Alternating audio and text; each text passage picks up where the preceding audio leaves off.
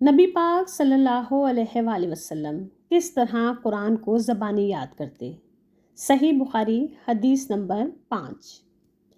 حضرت ابن عباس رضی اللہ تعالیٰ عنہ فرمان الہی، اے پیغمبر، آپ وحی کو جلدی جلدی یاد کرنے کے لیے اپنی زبان کو حرکت نہ دیں کی تفسیر بیان کرتے ہوئے فرماتے ہیں کہ رسول اللہ صلی اللہ علیہ وآلہ وسلم نزول وحی کے وقت بہت مشقت برداشت کرتے تھے اور آپ اکثر اپنے لب مبارک کو حرکت دیا کرتے تھے۔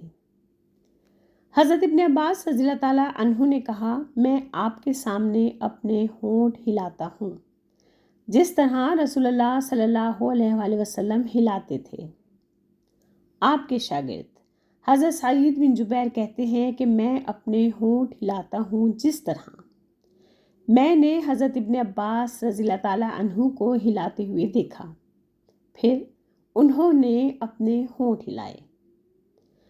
حضرت ابن عباس رضی اللہ تعالیٰ عنہ نے کہا، اس پر اللہ تعالیٰ نے یہ آیت نازل کی، اے نبی، اس وحی کو جلدی جلدی یاد کرنے کے لیے اپنی زبان کو حرکت نہ دو، اسے جمع کرنا اور پڑھا دینا ہماری ذمہ داری ہے، یعنی آپ کے سینے میں محفوظ کر دینا اور پڑھانا ہمارا کام ہے۔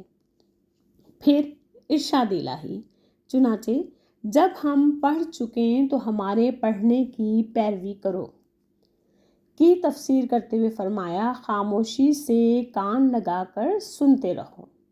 پھر فرمان الہی، اس کا بیان کرنا بھی ہمارا کام ہے کی تفسیر کرتے ہوئے فرمایا، پھر اس کا مطلب سمجھا دینا بھی ہماری ذمہ داری ہے۔ ان آیات کے نزول کے بعد جب جبرائیل علیہ السلام آپ کے پاس آ کر قرآن سناتے تو آپ کان لگا کر سنتے رہتے، جب وہ چلے جاتے تو آپ وعدہ الہی کے مطابق اس طرح پڑھتے جس طرح حضرت جبرائیل علیہ السلام نے پڑھا ہوتا۔ حدیث مبارکہ کی وضاحت کے لیے چینل پر موجود ویڈیو ملاحظہ فرمائیے۔ شکریہ۔